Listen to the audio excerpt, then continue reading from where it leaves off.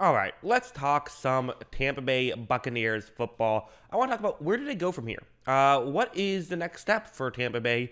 Is this it for Tom Brady just in general? He's talked about retiring. That's a real possibility. And is this it for the Tampa Bay Buccaneers seriously competing for a Super Bowl? I think there's a good chance. I really do. I think there's a significant chance this is it from Tampa Bay. Obviously, I say this as a big Buccaneers fan. I wanted to wear my Brady jersey one more time this year. I got my money's worth. Got to wear it a few times. I even have my little. They gave out this at the game, the flag. That's fun. I don't know what it is about those little free giveaways, but they're always fun. But back to the Buccaneers and this disappointing loss, and where do we go from here? It's a tough offseason ahead of us, and it's even more tough than last offseason, which was tough. They were able to kind of push a lot of the money down the road, say we'll pay you guys now, but the cap hit will be later. Well, it's later now, and they have just as many, if not more, guys they have to re-sign. Like, look at who they have to re-sign. Here's the list of, so at the top you see Tampa Bay Buccaneers cap space for 2022 is at $19.4 million. But who do they have to re-sign? And the numbers you're going to see next to these guys, that's my projection for how many millions of dollars they will get in free agency. I could be off on some of them. I am just guessing, so I don't know. You could agree or disagree. But guys like Carlton Davis and Chris Godwin will probably be getting around $20 million each. I mean, they're really good players. Carlton Davis has established himself as a really good corner who can be a number one corner. Chris Godwin has established himself as a really good receiver who can be a number one receiver. Those guys are going to get big money in free agency. I have Carlton Davis getting a little bit more just because I think there's more good receivers than more good cornerbacks. Both of those guys are going to get money. And for Tampa Bay, you want to keep them. You're a much worse team if either one of them are no longer on your roster. You then have guys like Jason Pierre-Paul, Ryan Jensen, Sue and Gronkowski, both free agents as well. So these are important pieces of your team. Ryan Jensen was a Pro Bowler this year. Jason Pierre-Paul has consistently put up, Pro Bowl or near Pro Bowl caliber play. That was a great trade that Tampa Bay made. Do you see Tampa Bay kind of saying, you know what, for some of these older guys like Sue and Pierre-Paul, we're going to let you walk because we need to save some money right here. Over to the right of your screen, these are, important players, maybe not the stars that are on the left, but still important players. Alex Kappa was a starting guard this year.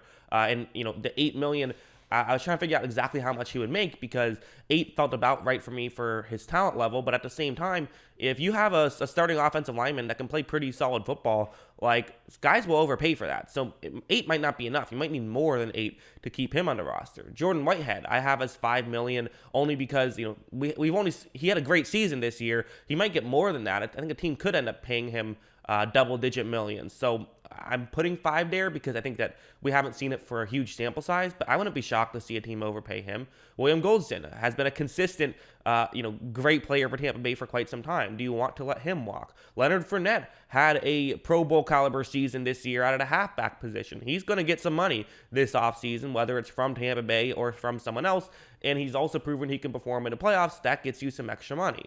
I have a couple of depth guys on here, O.J. Howard, Ronald Jones, and Giovanni Bernard. And in fact, there's a decent amount of depth guys that are also on the roster. Like, I didn't count Blaine Gabbert, which I know people are going to say, yeah, it's Blaine Gabbert, who cares? But the reality is he's still someone that you have to pay. Or if you don't pay him, you have to find another backup to pay. And like I said, if Brady retires, he might be the starter. So my guess to re-sign all of the people you see on the screen, just the guys you see on the screen, would be it'd take $104 million to re-sign them and to have $19 million in cap space, which would put them $80 million over the cap. Although I probably should mention that it's actually kind of funny that it's $80 million because that's about how far they were over the cap this year. I mean, they spent that much over the cap in this season, so you can do it. You can make it work. It is possible, but do they do it? That's the question. Because again, owners aren't going to love spending, 1.5 times the salary cap year after year after year, but you might be willing to do it if it means that your team is in championship contention. So what do we make of all this? Well, I mean, we definitely can make,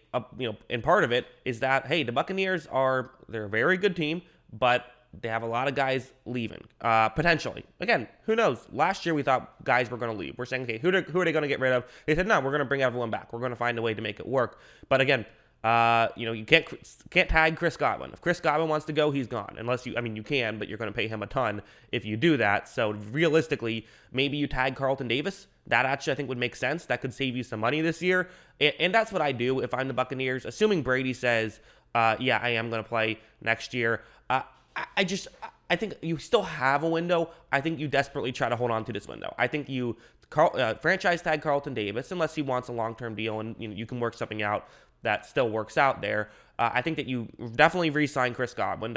Those are priorities number 1 and 2. And I think you try to bring back a lot of these guys, or at least bring back a replacement for some of them, right? Like if you lose Jason Pierre-Paul, okay, that would suck. He's a really good player. But if you do lose him, you can use that, sign someone else that can be effective. I think that's what you need to do, because the reality is, even if they bring back everyone on this roster, there still are kind of a couple of holes here, and maybe you can just fix that with the draft. Like, I still think they could use a third option at wide receiver, with Antonio Brown long gone. Chris Godwin is someone who, they need. I'm a little bit concerned that they're going to say, you know what, let's let Chris Godwin walk. We already have a true number 1 receiver in Mike Evans. If we let Godwin walk, maybe we can just try to patch up the rest of it. But I think you saw this season how the depth just wasn't able to come through the way we kind of hoped it would. Scotty Miller, I don't know what happened to him. I mean, he made a couple good catches in the playoff game, but for the most part, he was barely able to get playing time. People like Cyril Grayson and Brashad Perriman ended up becoming like legit parts of our offense at times this season, because we just didn't end up having the depth that we needed, which is also kind of funny because that was our strength going into the season. That's kind of how football works sometimes is, if they didn't neglect the depth stuff in the wide receiver room. In fact, some people thought like we spent too much on it. The Jalen Dardine pick, for example, to Tyler Johnson last year, who we had high expectations for, and he wasn't able to do too much this season. So, guys that we had high expectations for weren't able to pan out. So they're probably going to have to try and find a way to get some talent there as well. And I think that could go a long way, perhaps. So again, it was a good season. They were a great team this year. They broke the franchise record for most wins, also most win percentage. So fantastic season. And I remember, I was talking to my dad yesterday, and one thing I said was, listen, 2 years ago, I would have loved to lose in the playoffs. So that is the bright spot. However, there is one more thing I think we have to talk about when we talk about where did the Buccaneers go from here, and it's the Tom Brady of it all, because it's fascinating. I wanted to look up his game by game numbers and see, because if my memory served me correctly, he was red hot early on this season, but then kind of fell off a little bit. If you look right here, this is his game by game PFF grade. So I know everyone hates PFF, whatever, but it's a solid tool to use for this stuff. And you clearly see that, those first 5 games, he was amazing. And then you did definitely see a bit of inconsistency. A not great game, a good game. Not great game, really good game. Okay game, really good game, not great game, not great game. Now, he finished the season very strong. The grade is not up from the Rams game just yet, but the other 4 of those last 5 games that we see, his grade was very good. Although, again, I have to imagine that his game against the Rams was significantly lower. So to me, that's fascinating. My eye test says, it felt like he lost a little bit of zip on that ball. I went to the Monday Night Football game against the Giants, which wasn't even that long ago, really. That was in the middle of the season. And then I went to this game, and it felt like there wasn't quite as much dip as there was the last time. And later in the season, when you have to throw a lot and you start to get the pitch count up, older quarterbacks do kind of fall off a little bit. Now, he's Tom Brady, and you can never bet against him. That's the reality of the situation. But if Brady isn't the best quarterback in football come postseason time, like he typically has been throughout his 20-year career, that's going to make it even more difficult to try and win a Super Bowl. So my gut says this is probably it. Listen, winning a Super Bowl is hard enough as it is. I'm happy we got one. That's plenty. But this is probably going to be it. They have their work cut out for them. However, you can still easily think of a pathway that they could win a Super Bowl next year. It's not inconceivable, right? Brady's the one guy in sports you can't bet against, and it's not crazy to think he could have a good season next year. The guy nearly won MVP this year, and many, including myself, although I am biased, believe that he deserved the MVP this season. And I guess he still could win it, but probably not. It seems like Rodgers is going to win it. But then you re-sign everybody once again. You build through the draft to get the depth that you need and just hope that that's enough. You can see it. It's not horrible. There certainly is still reason to be optimistic, and so I'll be optimistic because it's more fun being an optimistic fan than a pessimistic fan. So I'm hopeful that we can turn it around.